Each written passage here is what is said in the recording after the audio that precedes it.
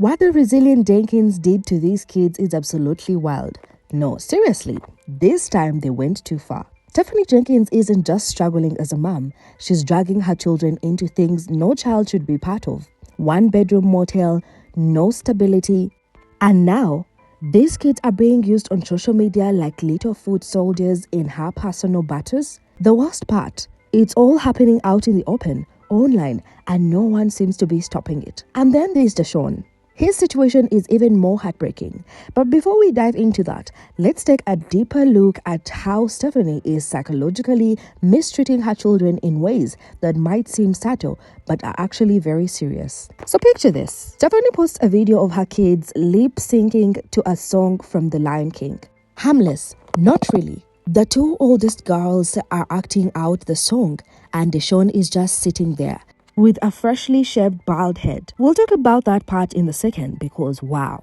But here's what makes this clip so disturbing. According to Stephanie, the kids made this video to clap back at the trolls online who are apparently trying to split them up. Now let's pause there. First of all, why do these kids even know what's going on with adult custody battles and internet trolls? They are kids. They should be playing outside, not being involved in passive-aggressive online beefs. Stephanie even captioned the video with this: "Our kiddos love each other and have unbreakable bonds. I originally planned to share this sub only, but I couldn't use the audio and the kids have been asking to do this video for a while. Best believe they didn't appreciate strangers trying to separate them. We are a tight-knit family and we plan to stay that way." Yeah, okay. And at first I gave her the benefit of the doubt because I'm like, well, she didn't have to tell them what the video was about before she had them lip sync, right? But then in the comments she goes, "My kids have been begging me to post this. When they found out the internet trolls were trying to separate us, they were whatever, so sad." How could you tell your kids that?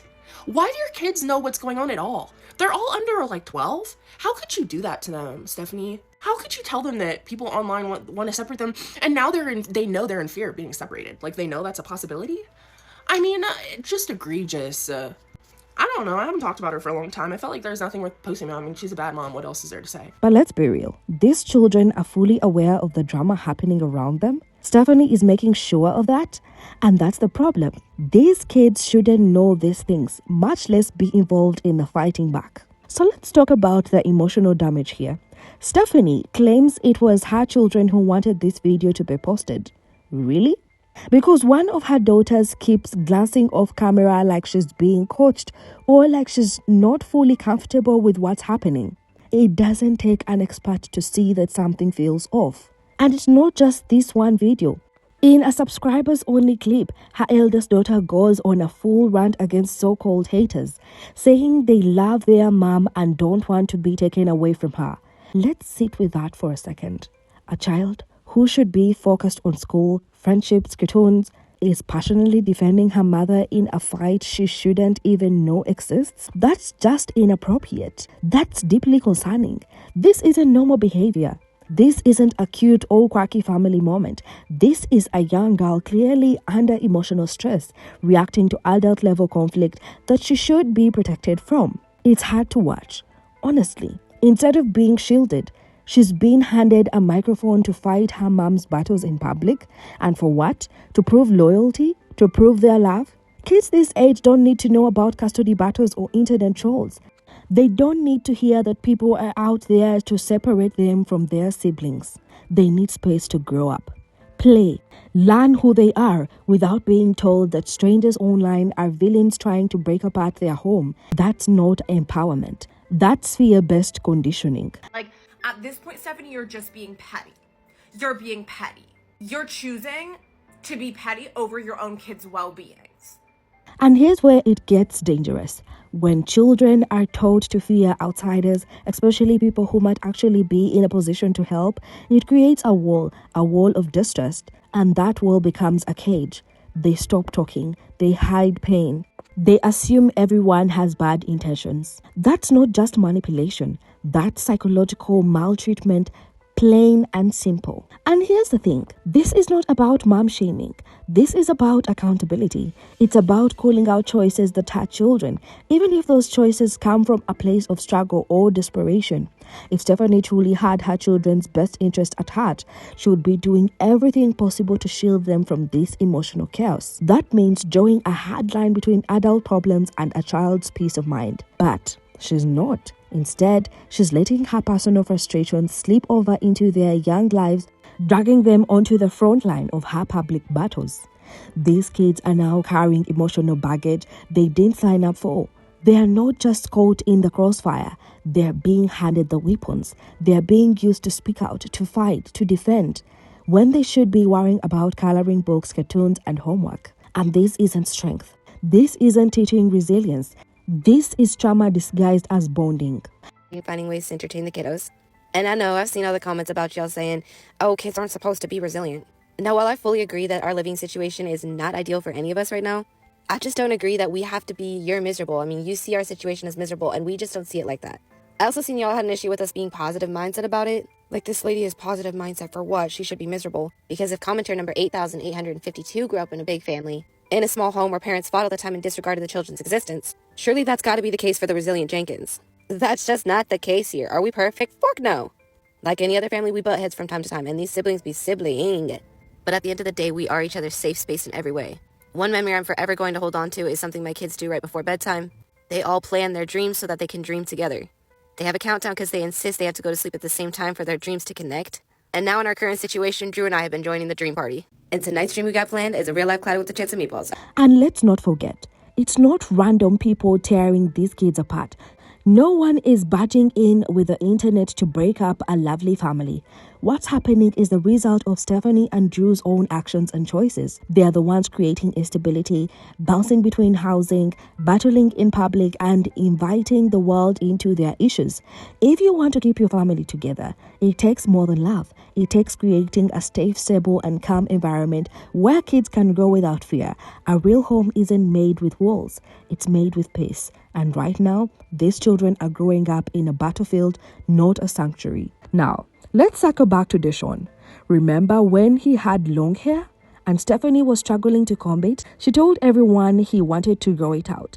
People online even recommended better combs for his hair texture. It was a little moment of community support. Fast forward to now, Deshaun is bald. Not just trimmed, not faded, bald. His scalp looks dry, like the cut wasn't even done professionally. What the heliante is this Stephanie and Mr. PS5?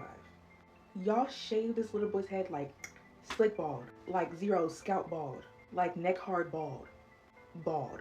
Like, are y'all trying to get him bullied or something? I'm so confused. And why do you keep telling them about stuff that's happening on the internet? I can't believe they shaved him bald, but can we talk about the grocery haul? They do know that they're in a motel? Like, why does she have all of this meat? And mind you, she's getting Ollipops, girl. Them things like $3 a piece. You got all this stuff in here, and Mr. Pre-diabetic Drew is trying to fit it in a small mini fridge. Apparently that's his health issues. Pre-diabetic. And some other issues that are inconclusive. But he has to go to all these specialists. Okay. And this wasn't just a style choice. It looks like something done quickly at home. Maybe by Drew himself. Why? Why did this happen? Why go from letting the kid grow out his hair to completely shaving it off? And more importantly, how did Deshaun feel about it? Because let's be real, kids his age don't usually go bald unless they have to. Lice infestation, illness, or maybe just convenience. If it was about money, that says a lot. A basic haircut costs a few bucks. Was it really impossible to get him a proper trim, or did they just not care? Imagine being that age, a young boy who is finally feeling confident enough to grow out his hair. You've been patient, maybe even excited about the compliments or just enjoying how your curls fall. Then one day, without warning or explanation, it's all gone. You wake up and every strand you'd been nurturing is shaved away. No conversation, no choice, just bald. And while your siblings get to keep their hair, their identity, yours is stripped from you. That doesn't just sting. It confuses a child. It messes with their sense of identity and self-worth. It makes them question, why me? What did I do wrong? That Resilience Jenkins page got me so messed up. Like, I'm so sick of her and that terrible face of hers. While I get on there, I'm scrolling on my For You page today. They done cut the little boy's hair all the way off, bald. So instead of taking the time to learn how to do his hair, find somebody that'll braid it, because I'm sure somebody would do it for free because of how known they are, or have his dad take him to get a real haircut. Now, layer that with Deshawn's already difficult past. This isn't just some regular haircut. This is a pattern. People haven't forgotten the photo that's scuffed of Deshawn's with a black eye. A photo posted by Stephanie herself. There was no explanation, no concern for what it signaled, just silence. That image alone raised red flags. So seeing Deshawn now, again in a state that makes people uncomfortable, is more than coincidence. It calls for accountability. And here's what we really need to sit with. This isn't just about hair. It's about what that hair represented.